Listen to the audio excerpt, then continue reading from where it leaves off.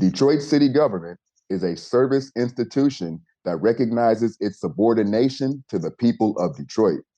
The city shall provide for the public peace, health, and safety of persons and property within its jurisdictional limits. The people have a right to expect aggressive action by the city's officers in seeking to advance, conserve, maintain, and protect the integrity of the human, physical, and natural resources of the city from encroachment and or dismantlement. The people have a right to expect city government to provide for its residents decent housing, job opportunities, reliable, convenient, and comfortable transportation, recreational facilities and activities, cultural enrichment, including libraries, art and historical museums, clean air and waterways, safe drinking water, and a sanitary, environmentally sound city. Keep it locked. The Black Detroit Democracy Podcast starts right after these messages. Detroit 1 Million is a journalism project started by Sam Robinson that centers a generation of Michiganders growing up in a state without a city with 1 million people. Support the only independent reporter covering the 2025 Detroit mayoral race through the lens of young people. Good journalism costs. Visit Detroit1million.com to support Black independent reporting.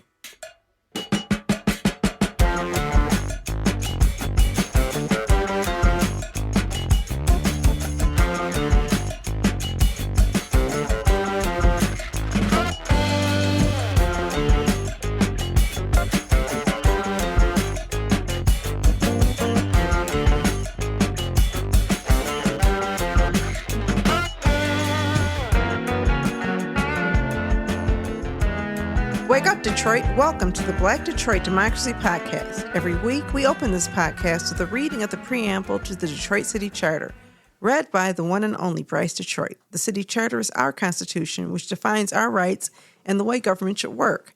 I'm Donna Gibbons-Davidson, President and CEO of the Eastside Community Network. And I'm Sam Robinson, founder of Detroit 1 Million. Thank you for listening in and supporting this expanded effort to build yet another platform of authentic voices for real people in the city of Detroit. We want you to like, rate, and subscribe to our podcast on all platforms. The purpose of this podcast is to encourage Detroit citizens to stay vigilant in the fight for justice and equality with a special call to action for Black Detroit. We seek to build awareness of our history as a gateway to freedom, a beacon for justice, and a laboratory of liberation. Today, Imani Harris of 482 Forward is here to discuss the Invest in Michigan's Kids campaign. Imani, welcome to the Black Detroit Democracy Podcast, and how are you today? Thank you. I'm doing good. And also, it is Imani Foster. Now I got married. I'm sorry about that. I am so sorry. I know it is No Imani problem. Foster. Yes. You're fine. I was really struggling for your name today. I called you Imani Perry at first. I'm so bad with names. And I was like, wait a minute, no, it's Imani Harris. But I do recall that you got married and you have a beautiful family. Thank you so much. So I apologize. But anyway, how are you today? I'm doing great. I was outside today collecting petitions and just building some excitement around this movement. So doing great. And you see I have on my T-shirt. I saw that. I love the T-shirt. We need like a row of them here. Someone else asked me about mine. Well, we do. We did have one of our community members ask for mine, and I want the black one, though. Yeah. So, and I know we have new T-shirts coming, but let's talk about, real quickly, the Invest in Michigan Kids campaign. Are you familiar with that campaign, Sam? I am, yeah, through, the good reporting of Lansing, also some local news stories. I've been able to see that you guys are out collecting. I don't think I've ran into a signature collector yet. Okay. But when I do, I will be sure to put it on Twitter. I'm a fan of following all the canvassers around and seeing who's collecting for who has multiple ballots that they're juggling. Yeah. Sometimes these signature collectors are paid for they'll have two opposing signature. Interesting. And it's this whole underworld of political activity where you have, of course, in 2022, a bunch of Michigan gubernatorial candidates got kicked off the ballot. James Craig, former police chief, including him. A lot of people just forge signatures, so don't do that. Don't. No, I mean, listen, you'll end up in Dana Nessel jail. This is different, and I'm telling you that you're sitting actually next to one and across from another petition gatherer. I have yet to gather my first petition. Okay. But we're all volunteers. Yeah. We're all members of the community who are excited about new opportunities to fund public education Absolutely. in Michigan. And we're running up against a lot of headwinds. Absolutely. So first I want to talk about and have you describe what is Invest in Michigan Kids. Yeah. We all believe in it. We say we all believe in children. Nobody runs their office saying they don't love children. But what is this campaign? Yeah, so this campaign is a statewide coalition. First, I want to start by saying, so we have organizations all the way up in Sault Ste. Marie, and we've got organizations right here in Detroit that are really excited about raising money for Michigan schools by taxing people who make more in Michigan at a 5% surcharge. So when I say they make more, that means they make $500,000 in a year individually, or a joint couple that is annually making $1 million. They would see a 5% surcharge, and that money would go into the schools in Michigan to really do 3 really awesome things: going directly into classrooms to lower class sizes, to attract and retain high-quality teachers, and also to expand access to career and technical education across the whole state. Yeah, so when we talk about the surcharge, and I think this distinction is really important, we're not talking about a 5% tax on all of their income. Right. We're talking about a 5% tax on income over and above those limits. So Exactly. any income you earn above, $500,000 as an individual taxpayer, not as a business taxpayer, but Right. as an individual taxpayer, any income you earn over $500,000 would be subject to a surcharge, an additional tax of 5%. Exactly. Whose purpose would be dedicated constitutionally to certain purposes, right? Exactly. Constitutionally and subject to audits. And I'd like to add, if you make $500,000, cool. If you make $500,001, that $1 is now going to be taxed at that 5% surcharge. Yeah, and this is important because some of the propaganda that's out there would suggest that the real surcharge is this is going to be a 9.25% tax on businesses or businesses. First of all, some people are calling this a business tax. Right. It is not. Exactly. Okay, we'll talk about that in a minute. But the second thing is it would never amount to 9.25%. That's mathematically impossible because the first $500,000 for an individual or $1 million for a joint filer is restricted to 4.25%, Exactly. which is the flat rate that all Michiganders pay. Exactly. The additional rate, you cannot there's no mathematical possibility that it will ever be 9.25%. And the vast majority of filers will fall far below that. Exactly. I think I heard today that this would impact 1.8% of Michiganders, right? And so, but at the same time, it could raise $1.5 billion for our schools every year. Yeah. So I think it's worth it. I mean, what's today's date? It is The 20th of August 20th, and we have not passed a budget for 2025. That was due July 1st. And the balance and the challenges, let's talk about that for schools. And I used to manage schools. You have to put together your school budget because the school year starts July 1st. That's the reason why you want to have the budget determined by then, because that's when you figure out how much in per pupil aid, how much in all of those other costs you get. And your budget is put together based on how many students you have times the per pupil amount that you're awarded plus any supplemental funding for other uses. Exactly. You can't put together a budget that is a meaningful budget if you don't know what the per pupil rate is. Yeah. And there's the legislators are all over the place. The House is trying to create a flat rate of student per pupil to remove all of the supplemental aid programs for students with additional needs, which is problematic. The Michigan Senate is trying to preserve that. And I think the Michigan Senate, and Sam, you know something about this because that's why we didn't record last week. Kind of. I was also on vacation. But the Michigan Senate has been at a crossroads with the governor around road funding. And I think they all came together on this. Is that correct? Can you talk about that a little bit? They're coming together, and we're going to see what plays out. A lot of folks are pointing toward the fact that Michiganders, when polled, believe we should fund schools. I heard from a legislator last week who told me that road funding hasn't even come up when he's been door knocking and talking to voters. It depends where you live. Of course, we've seen some improvement. Depending on where you live, we haven't seen a lot of improvement when it comes to roads. I was just in Cleveland, Ohio over the weekend, and the roads in Ohio are really nice. You pass the, Pure Michigan sign on the other side, and it's like all of a sudden the roads are like perfect. So we'll see. Lansing is right now just kind of comical. It's really a Matt Hall versus Winnie Brink's show. Matt doesn't really care about House Democrats at all. Okay. Go ahead. I was just going to say, define for our listeners who Matt Hall is, because not everybody knows. Yeah. Matt Hall is the Speaker of the House. And he is, many people would say, doing his best Trump impression currently. Attacking things that, don't really have anything to do with the things that need to happen. Well, we blame Trump, but I think it's so much bigger than Trump. And the Michigan Senate, the Michigan Republican Party has been this way for a while, right? I remember when Whitmer ran on Fix the Damn Roads, right? And that was her campaign slogan. And everybody agrees that we need good roads. Everybody agrees they don't want the bridges falling apart. But the problem is that we have leadership in Lansing that does not believe in taxes at all, and believes that, there's this backwards thinking. And, when we don't tax things, it's not as though you don't need income, right? So when you don't provide taxes, what ends up happening is driver responsibility fees. What ends up happening is all of these expensive fees for various activities that are used to supplement, the incomes or the budgets. And the problem with those fees is they disproportionately fall on the backs of poor people. But it's invisible. We don't call it a tax. We call it a fee. And of course, fees are allowable as long as you're talking about a driver being unable to get a driver's license because they have thousands of dollars in fees that they owe.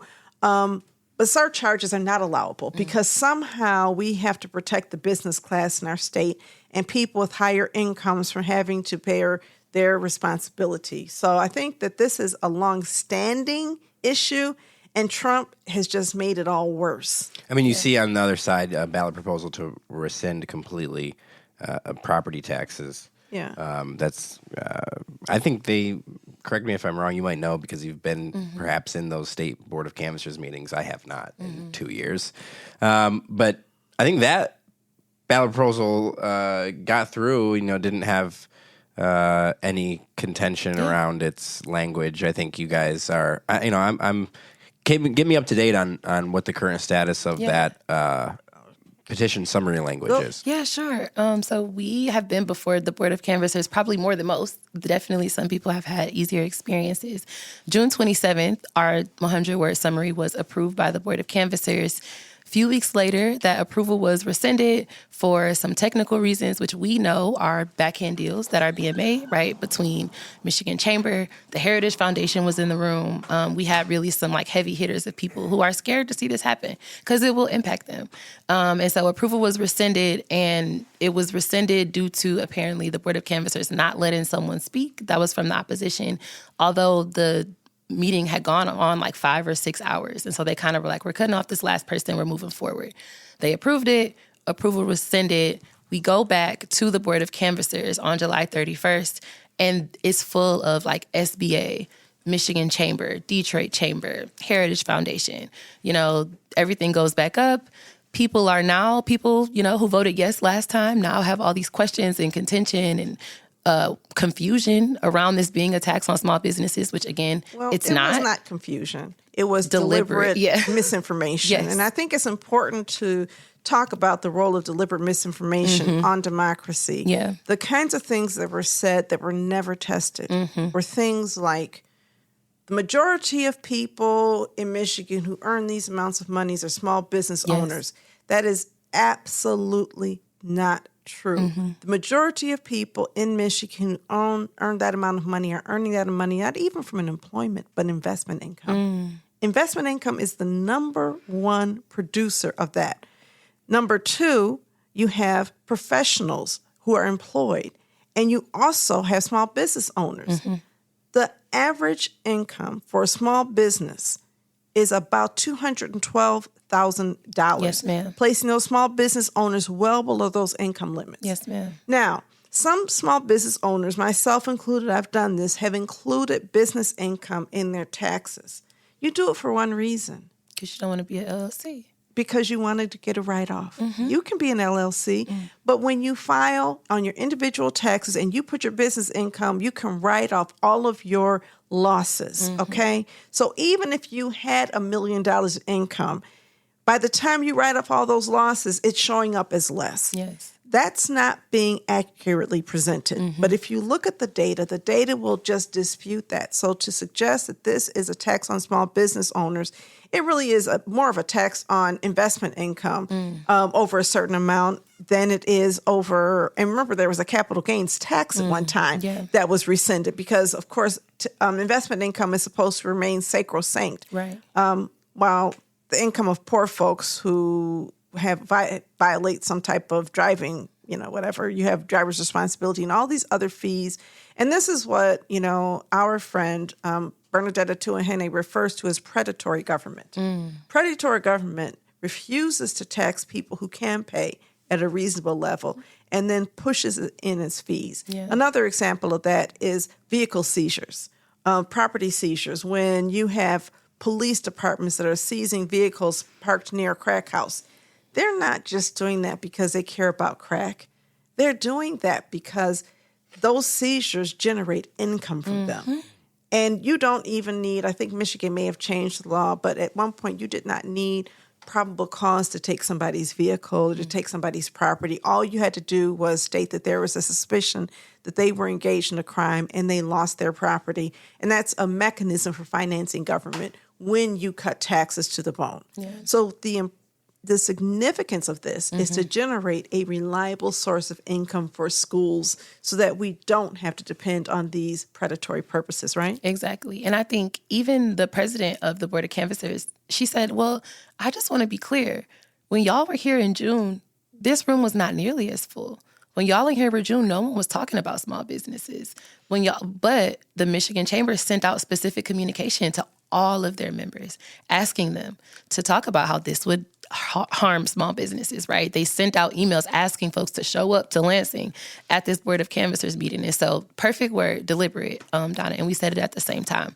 So it ended up in a deadlock. Our members caught actually someone on the Board of Canvassers having a conversation with a lawyer from the Heritage Foundation, along with someone from Michigan Board of Canvassers. I'm going to deadlock this. That's what's going to happen. So moving forward, we are collecting signatures based on the approval that we got way back on June 27th. It was never a question about if the words were okay for us to use. The 100-word summary was approved. It was only rescinded because an error on their part to not let someone speak. And so we're confident that when we get all of the signatures by February and we go before the Board of Canvassers, we'll be able to move forward with the language approved on June 27th. And I think that the Chamber is confident of that too. Yeah. Because they sent out an email saying, hey, look, we lost, we didn't get our way. They were trying to have it reversed. Instead, the deadlock ended up allowing it to move forward. But we have got to push back against a lot of the misinformation on there. And I've mentioned two pieces of misinformation. Right. One, that it's a 9.25% tax on business. Right. Number two, that it's a business tax. But the third piece, which was also debated, was actually probably the funniest thing. And that was the use of the word including. So One word. So 2 hours, one word. 2 hours. Can you explain how the word including got really confusing for Republicans up there? Yeah, so basically there is language, and I actually have the petition right in front of me that I think I can pull out, where we say that the money can be used for these things, and it was exclusively or including. That's the word that they were going back and forth on. Should it say exclusively? Should it say including? Now, our original summary that was approved said exclusively. Their worry, their fear is that, well, if you say this, they could use it for a football field. Because if you say including, that just means that they can, like if they want to, but it's not subject to. Can you read the language, though? Of course. Yes. I'll read the entire ballot measure, actually. Thank you. Yeah, that'll be helpful. Yeah. So it's a constitutional amendment to add, beginning in 2027, an additional 5% tax on annual taxable income over $1 million for joint filers, and over $500,000 for single filers. This tax is in addition to, that's why it's not a graduated income tax, addition to existing state income taxes, and is to be deposited into the state school aid fund and required to be used exclusively on local school district classrooms, career and technical education, reducing class sizes, and recruiting and retaining teachers, and subject funds to annual audits. Thank you. Of course. So this is, and the reason, one of the reasons is also, one of the areas of debate initially was because when it said public schools, it did not also specify that charter schools were indeed public schools, but legally, charter schools are public school academies. That's the legal name for charter schools in Michigan law, and they are governed by all of the state law that traditional public schools are. So the reality is that you didn't have to make that distinction. They wanted that distinction to be made. Exactly. And I think there's just this effort to slow down the momentum, to confuse voters, and to make voters feel suspicious. One of the things I've heard people say is, and I've heard this from people who are not part of that chamber group, that this, like lottery money, is promised to increase school funds, but like the lottery, you didn't end up having school aid funds increase necessarily because of the lottery funds, that they were used for other purposes. Can you clear up some misconceptions around the lottery and how it's been used? I know that we have put together, and I should disclose that although I'm not a direct member of this coalition, I'm a board member of 482 Forward and part of the committee that's actually trying to figure out how to sell this to the public. Absolutely. So first, I'm going to talk a little bit about the lottery and what happened with the lottery money, because a lot of people have that questions. So the lottery money definitely contributes to public schools, but it actually makes up only about 6% of the school aid fund. And so when you actually calculate how much it costs to educate students, while the lottery money is great, it doesn't nearly get us where we need to be to actually support all of our students. For every dollar that's spent on the lottery, and this is from 2023 data, 61 cents went to prizes, 27 cents went to the school aid fund, 9 cents went to retailer and vendor commissions, and 3 cents funded lottery operations. So when you really think about how much money we're getting from the lottery versus how much it costs to fund our schools, right now we have a $4.5 billion deficit in our school funding across the state. It's just not enough money. And so it's very true that the legislature could choose to violate the Constitution and say, well, we want to spend this money in a different way. If they do, this money is subject to audits. It will be handled. If they do, they are violating the Constitution, which means that we can take legal action. If they do, which I'm not even saying if, but, if we're talking I don't if, believe they will. I think it's a scare tactic. I want to say is. some things about school funding. This is hitting me where I live. Like I said, Of course. I manage schools. Yeah. And so I have experience putting together school budgets and all of this. And there's this thing called the Michigan State Public Employee Retirement, MIPSers. And the problem, a big issue for public schools is MIPSers, right? We are spending a lot of money on schools that is not going into classrooms right now because it's being used to balance the retirement account for public school employees. Why? You know why? Okay. All right. So the reason that we're doing that is because when education in Michigan became privatized in so many ways, although charter schools are public school academies, their employees are not subject to the same laws as traditional public schools, right?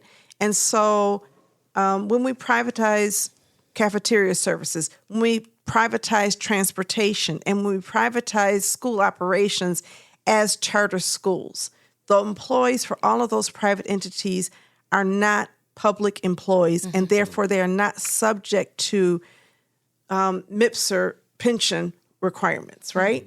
So a greater percentage of our teachers, a growing percentage of our school employees, our public school employees, is privately employed using 401ks.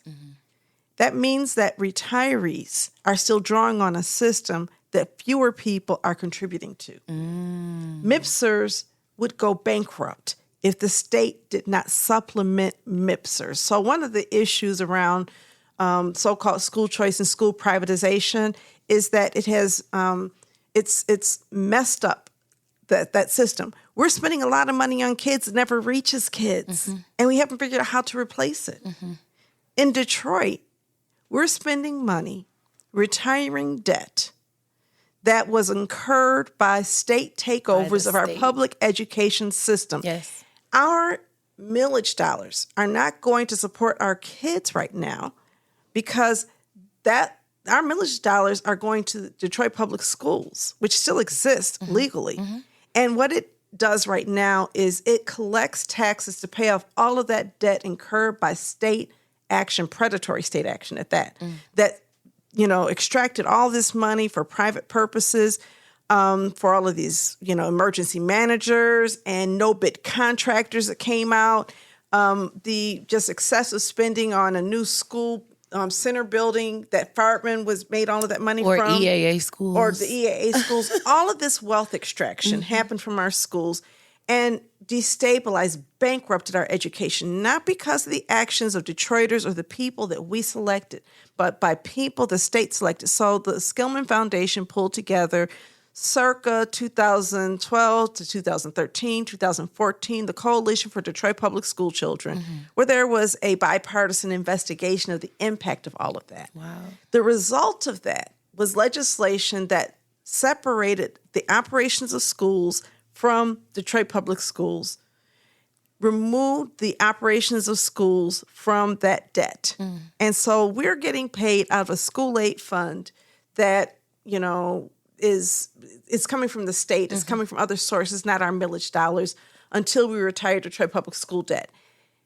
We have a lot of malfeasance and misfeasance on part of legislators and governors and other people who have just, experimented with education in our community and done things to destabilize.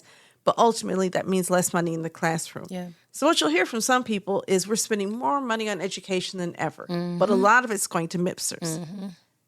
Invest in Michigan's Kids is directing funding directly to classrooms, and that's so important. Absolutely. Because what it's saying is this is new money to go into classrooms.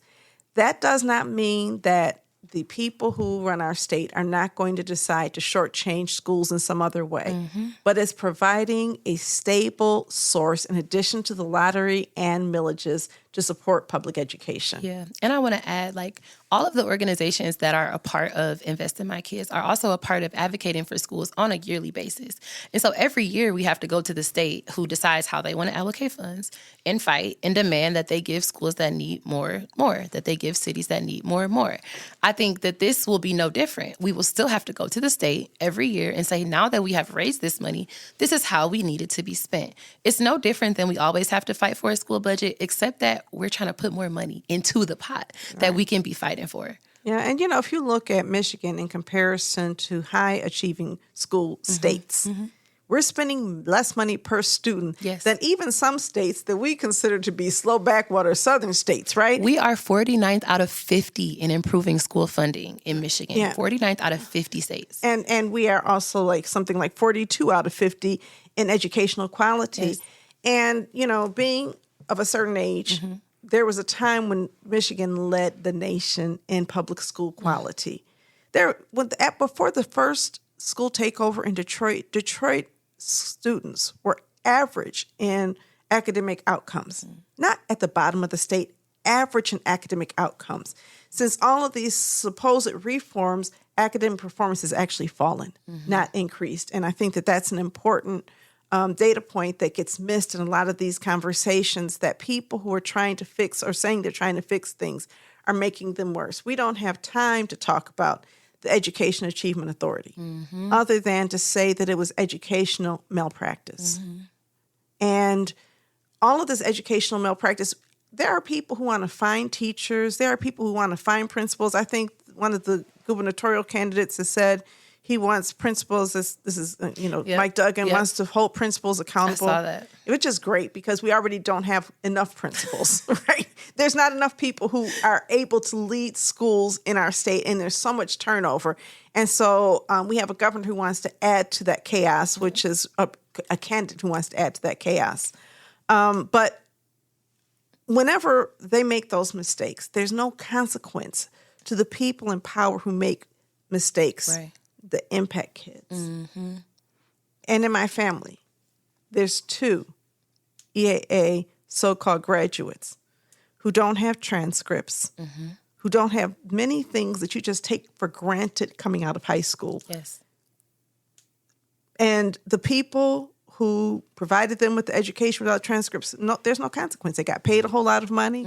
They moved on. They said, my bad. And they, now they're into something new. Yeah. I think that there is a certain level of importance for us to understand that children in communities like ours that have been experimented on, and in other majority Black school districts around the state, which have been subject to emergency management, other kind of takeovers, children in those districts actually deserve some type of compensation. Yeah. Those communities deserve some type of compensation over and above. And they don't get a second chance. You know what I mean? They don't get a second chance. We see them every day.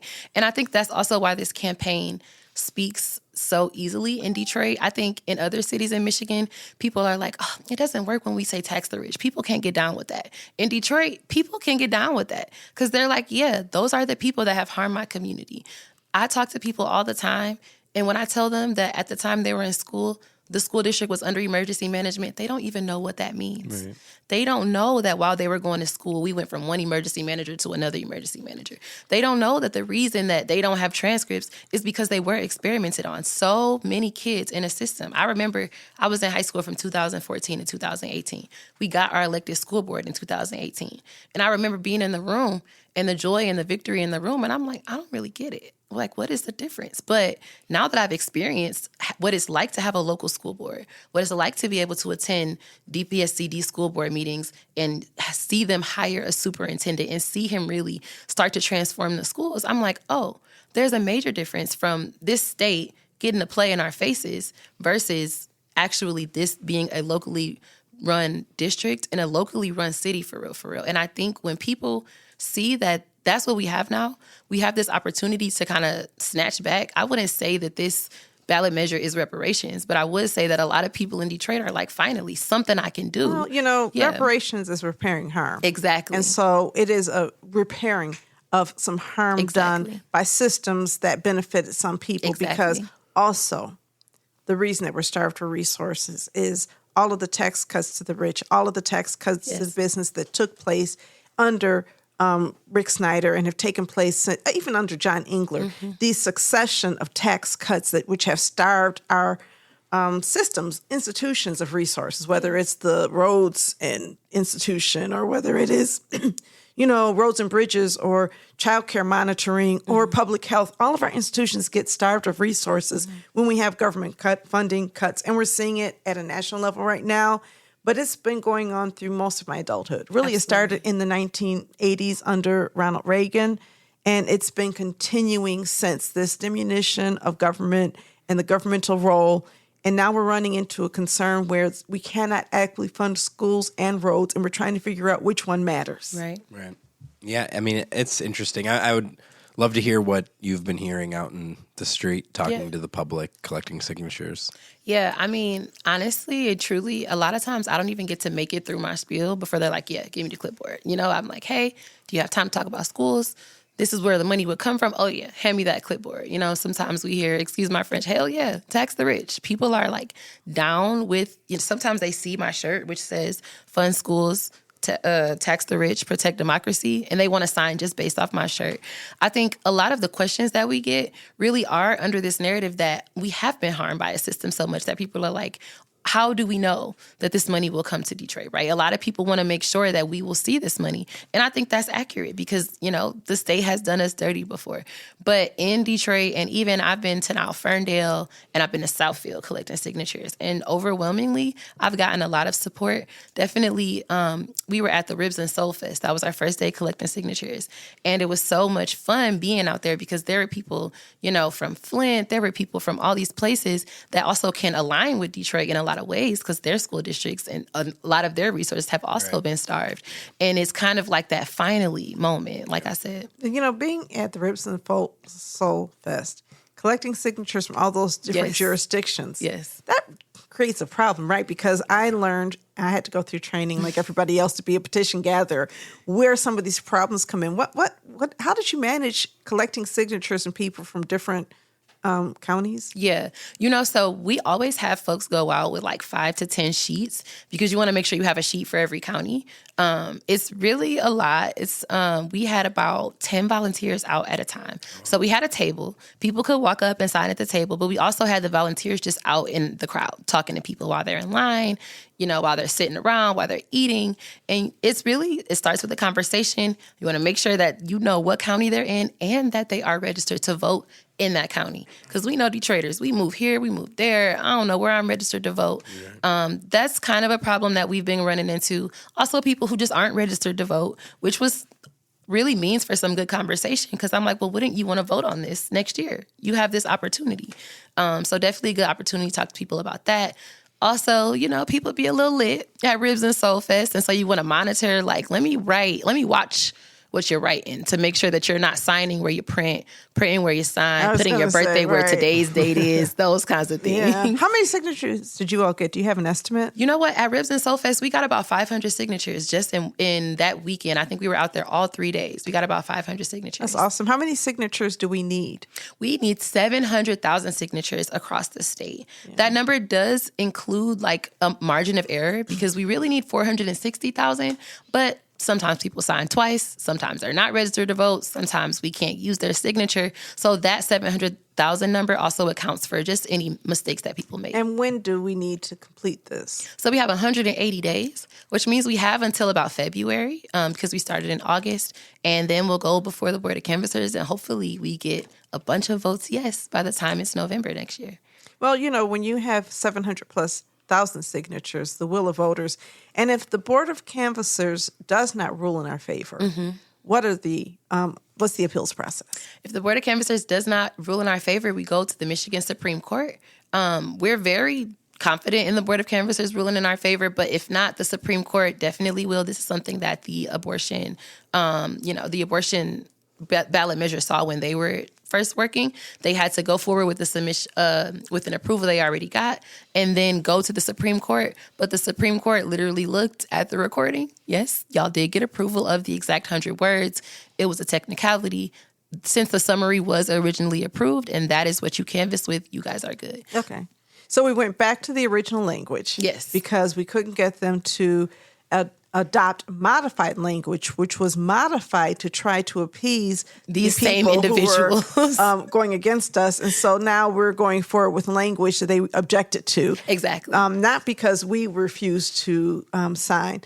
I'm excited about this process, and I think it speaks to something, and we're going to take a minute and we're going to pivot, right, from this conversation to a broader conversation about democracy. Of course. Because a ballot initiative is the purest form of democracy in our nation right now. In a ballot initiative, people get a say in what government does, and there's so few instances where people do. The interesting thing is that there can be bipartisan agreement, right, on some of these matters. If Definitely. you do polling, you can find out that people agree on a bipartisan level.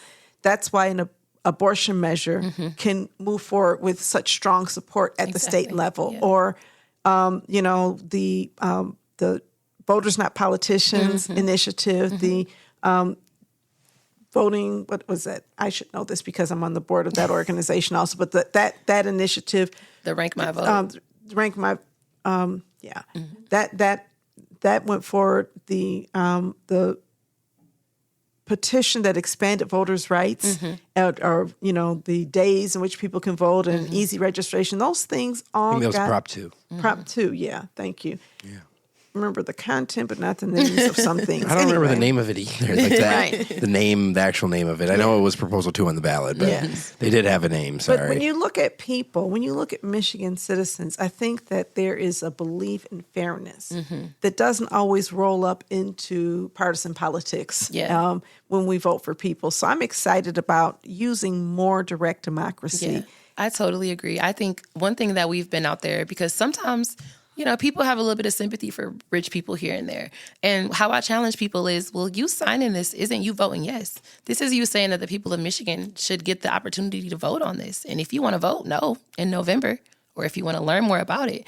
But I think people really appreciate that this is an opportunity to say, yeah, I do want to see this on the ballot. I do want the opportunity to make this informed decision about if we should do this or not. And so I totally agree. I think it's also just, I'm hoping, something that will excite people to get them to the ballots next year, because everybody ain't excited about a gubernatorial election. Some people are, but everybody isn't. Some people, though, will be really excited about something that could raise money for their schools. It was Promote the Vote was the name That of was Prop what it 2. was. Yes. There are so many factors of ballot initiatives, proposals.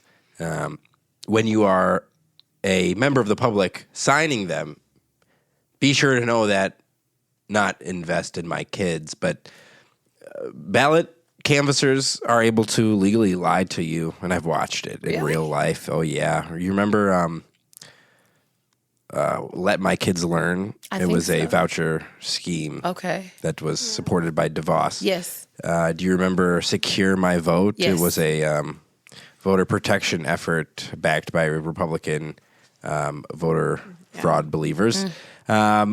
And I would watch some of those canvassers go into barbershops and say, Secure My Vote's going to make it easier for black people to vote, which, its opponents would say it would do the exact opposite. I would watch as, the Let My Kids Learn folks would say this is going to, give resources to underprivileged kids, whereas the opponents of that measure would say the exact opposite. No, you're raising a really, really good point.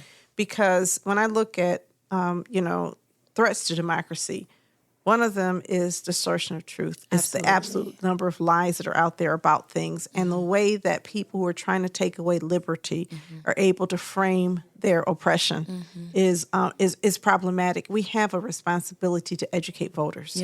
And anytime you sign a petition, you have a responsibility to read and listen to and try to understand it. If I don't understand a petition, I won't sign it.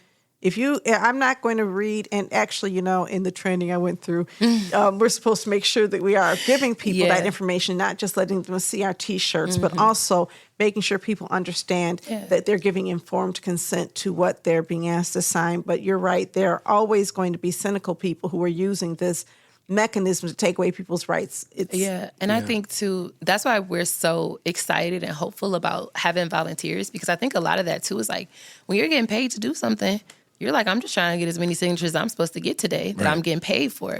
But with us having this be, we have parents outside, we got teachers outside, we got Donna outside collecting signatures. It's this idea that the people that are doing this really believe in it. And so they want to understand it, and they want you to understand every aspect of it. If I walk through this packet of things that we give everyone, before they pick up their petitions, we've got talking points, we've got FAQs, we got QR codes, we got videos they could watch. We really want people to know, fully understand, where is this money coming from? Where is it going to? We don't want to hide the wheel. One more thing, though. We have the right to go to Board of Canvassers meetings and challenge the language on petitions. We don't always do that, okay? If somebody's putting deceptive language in there, just like we were challenged, we can challenge others. And I think as we look at protecting our democracy, having people who do that, who track these things and make sure at least the language is pure, simple, and says what it intends to say, is super important. So I'm really glad you brought that up, Sam, because you see a dark side of things. I usually just walk away. I mean, it is something else. Jocelyn Benson, the Secretary of State of Michigan, used to quote tweet me back before she was running for governor. And the tweets that she would engage with were oftentimes the tweets calling out nefarious behavior and legislation that she would vocally support, which I do not believe was ever passed by Republican-controlled chambers. That would have been a Republican-controlled House at the time. But there was legislation. I think Mallory McMurrow introduced legislation to prevent lying to the public. Well, that's another ballot initiative, though, right? Truth in petitioning or something like that. We could do that. You can do whatever you want. Also, it's the legislature's right to adopt and amend and completely gut. Well, they can't amend a constitutional amendment. They cannot, unless we have a unless we have a constitutional convention, which exactly. Yes, which we were talking about next year. Yeah. The difference between a law and a constitutional amendment is that a law can be changed. We saw that happen with emergency management, right? And what they did was after the Public Act 4, I believe, was passed, where Michigan residents, I'm going to get these numbers mixed up again, but the state of Michigan, under Rick Snyder in his first term, passed legislation to strengthen the emergency management law to give emergency managers more power. And voters went to the polls and rescinded that legislation. And then the legislature passed that legislation again, but they added a revenue portion to that item. And because voters cannot rescind legislation with revenue attached to it. And so it's important that we understand that when it's legislation, it's easy for the legislature to subvert the will of voters. And then they passed Public Act 436, which is the existing emergency management law, I think. And that's the one that strengthened the hand of emergency management. Voters have not gone to the polls and said, let's come up with a constitutional amendment that stops that from happening. But we could. I think we got discouraged from that and gave up after that fight. But when you look at the way that government can subvert the will of voters, that elected officials can subvert the will of voters, the promise of democracy is that elected officials are acting on the will of voters. But we have public officials who intentionally subvert the will of voters on a number of bases, whether it's gerrymandering, which is happening right now all over the nation. I think California is going to fight back with more gerrymandering. They are. That was just Gavin Newsom trying to appear on my Twitter stream talking about the effort against Greg Abbott in Texas. Yeah, I mean, but this gerrymandering, and I'm reading this book, a lot of books, on this issue so that I can be more aware of the intentional denial of democracy and how it's done. It's not, this emotional thing that happens when people are sitting in dark rooms plotting the weakening of our voices. And so when you talk about when you graduate from high school and you got a return of an elected board, and your classmates, many of them, did not understand why it was so important. You didn't understand why it was so important to have an elected board. What that tells me is that your classmates did not understand the significance of democracy. Right. That we raised a whole generation of people believing democracy was not that important because it can be taken away, it can be given back. We had it taken away in Detroit. There were celebrations in our newspapers about how Detroit was fixed.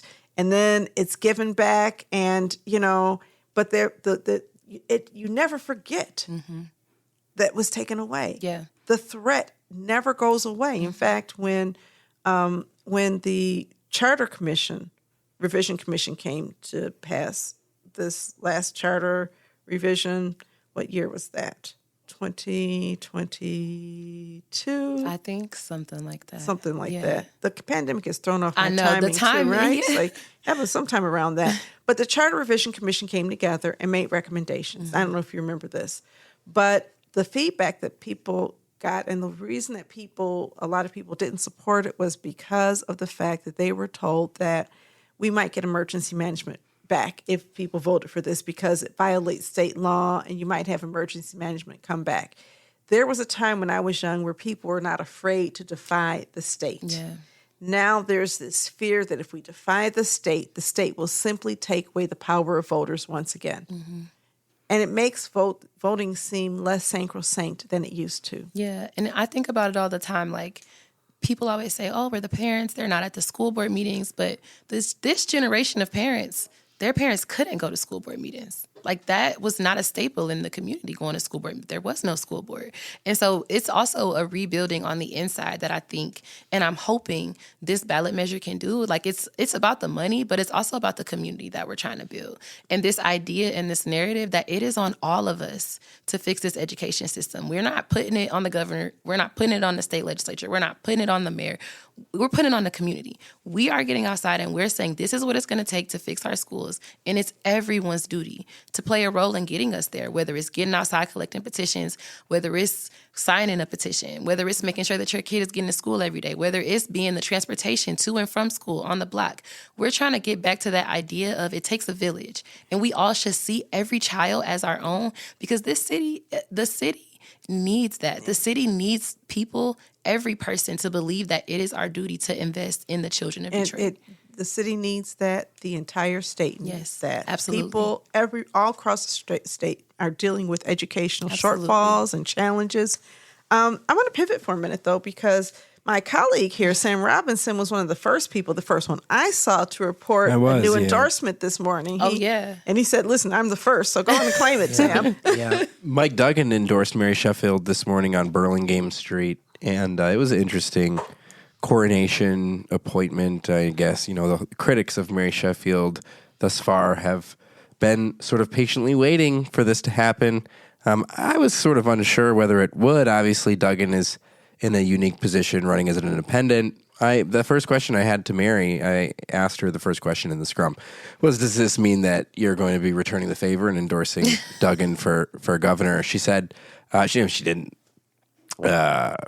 say no. She said, it's a year away, and once it's appropriate to do so, I will, consider that race, because it is, quite important to the city of Detroit, who is the governor of Michigan. If she were to do that, she would be blacklisted from the Michigan Democratic Party. Curtis Hertel last night, after Duggan announced that more than 200 local leaders from across the state, Republicans and Democrats, would be endorsing him, Curtis Hertel told the Detroit News, I look forward to those lawmakers as independent campaigns. So, I listen, I'm not defending Mike Duggan because I have my own issues with his leadership. I have my own issues with him running as an independent. But can we have a conversation about the Michigan Democratic Party? I mean, it's kind kind of the failure of the Michigan Democratic Party to address and protect the needs of people who consider themselves Democrats. We need change in so many ways. And if Mike Duggan was running as an independent because he wanted to be part of that change, that would be one thing. But it seems like he wants to be an independent so that he can be court conservatives. He can court conservatives and, be a centrist. And centrism, keep Detroit too. Exactly. Centrism is, the enemy of justice to me in a nation like this. So, but Curtis Hertel, come on now. We need more balance. They're focused on Duggan, and I just envision. But they're focused on Duggan. But Jocelyn Benson just got outed as somebody with a history of racism in office. And I've heard rumors about that from people who I know and love for years. To have this come out in a news report, there's going to be more. If Mike Duggan's biggest competition is a woman who people believe to be racist, Black people will not vote for her, okay? The reality is, so you have John James, who is leading the pack on the Republican side, Jocelyn Benson, and Mike Duggan. I don't know that Mike Duggan has a pathway to victory, but I know that Jocelyn Benson has a pathway to failure. And I do know that the Democratic field needs to be opened up and more. It feels as though there's always this favorite candidate that comes out before we even get to the point of giving voters opportunities for input. And she's favored by so many people, and it scares me because, Sam, you predicted not long ago that either John James or Mike Duggan was going to be governor. Well, there's just not going to be a Democratic governor next year. I don't think there is. I don't think it's possible because you'd be defying the 40-year history of the fact that there has never been a 16 or a 12-year even consecutive party streak in the governor's office. History gets changed. It does. So it could change this year with Mary in the mayor's office. Yeah. But the thing is that history could change. It could, and Jocelyn could be the one to do it. I don't question her ability. I do, because I question her ability to address longstanding feelings in many communities that she's racist. You have a mayor who has led the largest black city and he's gotten all of these endorsements, and you're going up against him and John James. I just think that he can peel away enough votes to shrink her campaign, unless she comes out and deals with it other than, we paid off, but there's no admission of guilt. We got to do more than that because there's a loss of faith. There hasn't been a lot from Jocelyn Benson or John James's campaign really this much. There's not much for either side to talk about. I mean, unless you're going to be battling Duggan a year early, right? Obviously, he gets to miss the primary. Garland, Gilchrist, and Chris Swanson are just seemingly so far behind of Jocelyn Benson. And on the other side, it's really going to be a battle between what I see is Cox and John James, who is unpopular to the president, who wants John James to remain in Congress. Trump will, during press conferences, say, I'm not sure if I like that you're running for governor. We're going to see more Republican candidates. Obviously, Eric Nesbitt, Tom Leonard, we are as well. We are, but right now he's far ahead in the polls, and so is Benson. He is. And I think that the reality of 2024 is if you're going to attract more young votes, if you're going to attract more black votes, if you're going to attract more voters who don't trust in democracy, you're going to have to run on issues that resonate with people. Absolutely. And I don't see that happening in this next gubernatorial election unless the Michigan Democratic Party decides to grow, because you look at the popularity of Mondami, you look at the popularity of certain Democratic socialists, and it's a whole lot different. We do have to wrap up, but I just do want to talk about that endorsement. What does that mean to you, Imani? The endorsement for Mary Sheffield from Mike Duggan. What does that mean to me? I honestly was not too surprised about that. I think, especially we were talking about like when you get 52% of the vote, kind of just makes sense. It's like, it makes sense, especially I think we've always heard that they have been like kind of two peas in a pod. I think I'm really excited to hear Mary Sheffield talk more about schools. I think I'm really excited to see if she will endorse Invest in My Kids. I think I'm really thinking about, one of our thoughts at 482 Forward is how do we make this mayoral election about schools? Because what we know is that schools impact neighborhoods and neighborhoods impact schools. When a school closes, a neighborhood changes. And when a school opens up, a really good one, the neighborhood is great. Like look at Midtown, look at where Palmer Park is, look at where Cass is, and then look at where Osborne is, look at where Pershing is. Great question. Will she support Invest in Schools?